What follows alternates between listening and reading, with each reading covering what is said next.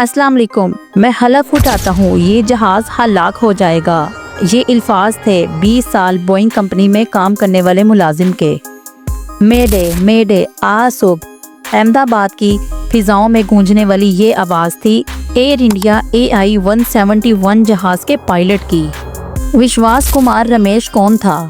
जी हाँ दोस्तों, आज मैं आपको सैर करवाने जा रही हूँ अहमदाबाद की, जो हाल, माजी और मुस्तकबिल अपने अंदर समोए हुए है। आज की इस वीडियो में हम जानेंगे बोइंग 787 के साथ क्या हुआ और क्यों इसको इंडियन गुजरात का दिल कहा जाता है। तो चलते हैं अब हम अहमदाबाद के एक सफर पर। एक ऐसा शहर जहां गांधी जी ने आज़ादी का ख्वाब देखा, जहां हर गली में माजी की कहानियां छुपी हुई हैं और जहां दुनिया ने आज बदतरीन हवाई हादसा भी देखा। अहमदाबाद भारत की रियासत गुजरात का सबसे बड़ा शहर है। ये सिर्फ एक सनती शहर ही नहीं बल्कि ये भारत का पहला शहर है जिसे यूनेस्को वर्ल्ड हेरिटेज साइट का दर्जा भी मिला है। ये शहर दरियाए साबरमती के किनारे आबाद है और अपनी मुनफरिद फन तामीर, पुरानी हवेलियों, तारीखी दरवाजों और गलियों के लिए जाना जाता है। 2025 की ताज़ा तरीन रिपोर्ट्स के मुताबिक अहमदाबाद की आबादी तकरीबन 90 लाख है, जो इसे भारत के सबसे ज्यादा बड़े शहरों में से एक बताती है।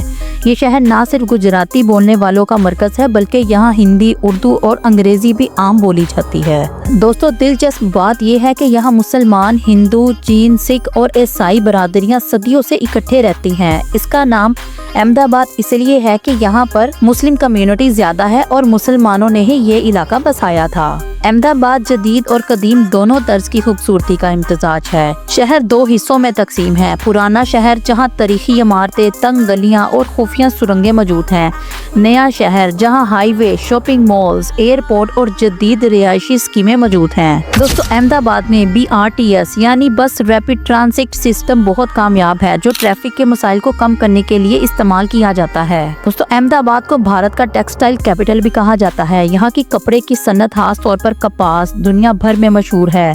ये शहर निरमा, अदानी ग्रुप से बड़े कारोबारी ग्रुपों का मरकज है। यहाँ कई IT हब्स, एक्सपर्ट जोन्स और गिफ्ट सिटी जैसे मालियाती जोन भी कायम किए गए हैं। अहमदाबाद सिर्फ कारोबार का ही नहीं, तालीम का भी मरकज है। यहाँ IIM अहमदाबाद, जो भारत का नंबर 1 बिजनेस स्कूल माना जाता है। इसके अलावा यहाँ Gujarat university, CEPT university, NID national institute of design भी मौजूद है। ये शहर गरबा, डांडिया और नवरात्रि जैसे रवायती गुजराती त्योहारों के लिए भी मशहूर है। यहाँ हर साल लाखों लोग काइट फेस्टिवल में शिरकत के लिए दुनिया भर से आते हैं। खाने पीने में अहमदाबाद का ढोकला, थेपला, फाफड़ा, खांडियो और गुजराती थाली बहुत मशहूर है। दोस्तों, अहमदाबाद का सरदार वल्लभ भाई पटेल इंटरनेशनल एयरपोर्ट एक मसरूफ तरीन एयरपोर्ट है, जहां रोजाना हजारों परवाजें आती हैं।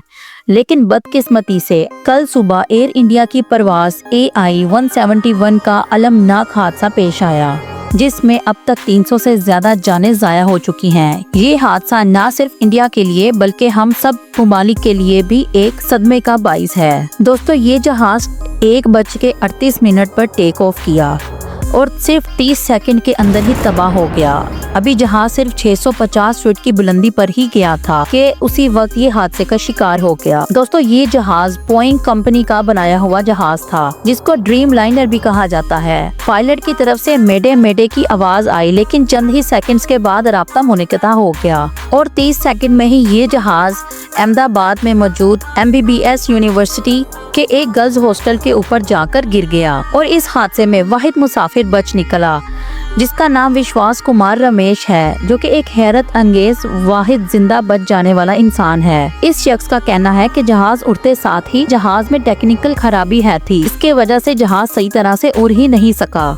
दोस्तों, ये शख्स सीट 11 पर बैठा था, जो कि बिल्कुल एग्जिट डोर के पास थी। इसने वहां से छलांग लगा दी और बिल्कुल सही सलामत बच निकला, लेकिन बदकिस्मती से बाकी तमाम लोग अमला समेत मारे गए। दोस्तों, इस हादसे में साबका वजीर आला गुजरात विजय रवानी भी मारे गए। लंदन जाने वाले थे। इस परवाज में न सिर्फ इंडियन लोग शामिल थे बल्कि दूसरे मुल्कों से आए हुए अफराद भी शामिल थे। दोस्तों, ये हादसा निहायत ही तशवीशनाक तौर पर सबसे पहला बोइंग 787 त्यारा था जो किसी हादसे में मुलव्विस हुआ। ये जहाज 11 साल का था, यानी ये जहाज 11 साल पहले बनाया गया था और ये बोइंग एविएशन की दुनिया में सबसे नया और जदीद मॉडल था। इस जहाज को उड़ाने वाले पायलट का तजुर्बा 8200 घंटों का था और को पायलट का तजुर्बा 1100 घंटों का था। इसका मतलब है कि दोनों पायलट ही तजुर्बाकार थे। दोस्तों ये जहाज गिरते साथ ही बोइंग कंपनी के 6% शेयर्स नीचे आ गए। जहाज क्योंकि फुल्ली लोडेड था और फुल्ली फ्यूल्ड था, जिसकी वजह से तबाही ज्यादा हुई है। दोस्तों जब भी कोई जहाज टेक्निकल खराबी की वजह से या किसी भी वजह से किसी हादसे का शिकार होता है तो उसके बारे में तफ्तीश के लिए एक ब्लैक बॉक्स होता है जहाज के अंदर। वो ब्लैक बॉक्स हासिल करने के बाद ही पता चलता है कि जहाज के साथ हादसा किस तरह से पेश आया था। और यहाँ पर एक हैरानकुन बात आपको मैं बताती चलूं, लंदन और अमेरिका से इस वक्त टीमें निकल चुकी हैं जो कि इस तफ्तीश में शामिल होने के लिए आ रही हैं। सैम सुलाय बोर बोइंग कंपनी में 20 साल मुलाजिम रह चुके हैं और इनका कहना था कि बोइंग 788 जिसको ड्रीम लाइनर भी कहा जाता है वो जल्द ही तबाह हो जाएगा, क्योंकि ये लोग प्रॉफिट के ऊपर सेफ्टी को कॉम्प्रोमाइज कर रहे हैं। इसके इंजन में मसला है और ये न्यूज NDTV ने छापी है।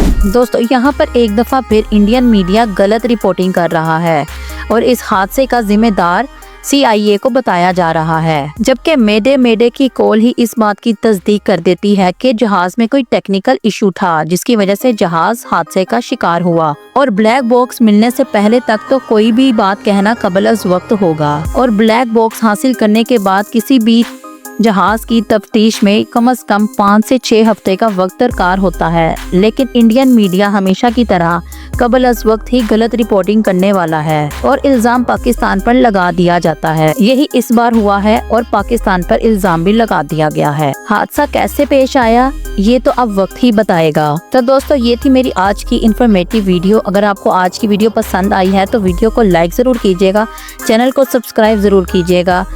अगली वीडियो आने तक आप सबको हीरा की जुबानी की तरफ से अल्लाह हाफिज।